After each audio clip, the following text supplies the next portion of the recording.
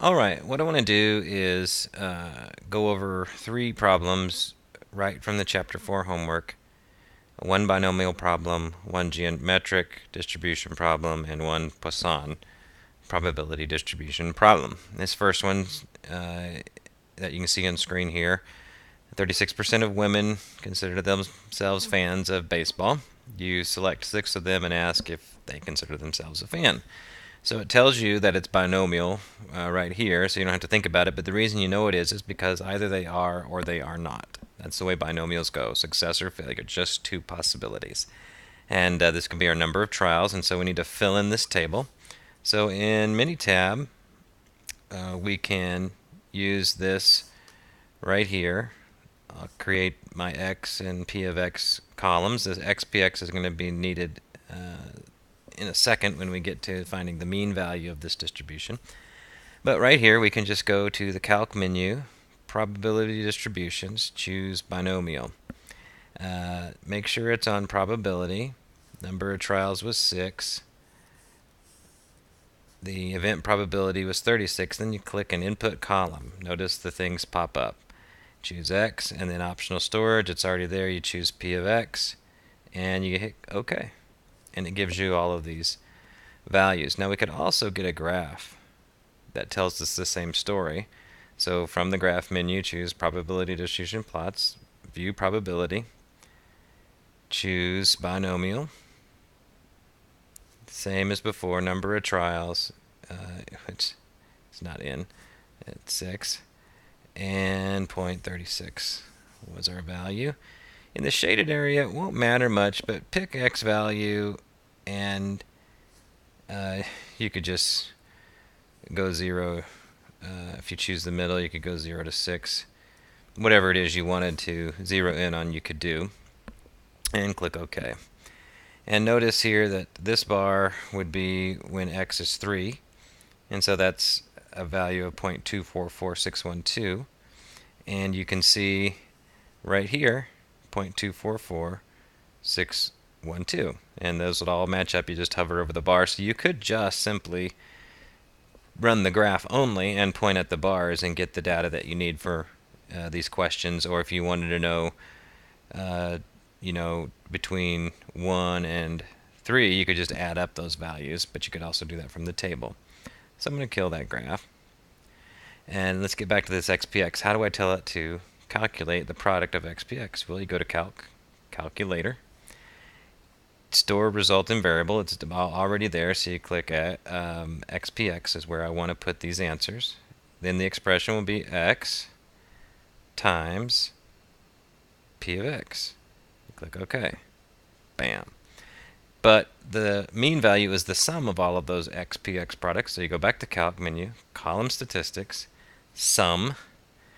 The input variable is going to be xpx, and click OK. And it tells us right here the sum of xpx is 2.16, but we need to fill in this table. So we go back to our screen to the nearest thousand, so 3 digits. We've got to round to 3. So 0.069. Then 0.232. So this is the boring part. 0.326. 0.245. Whoops.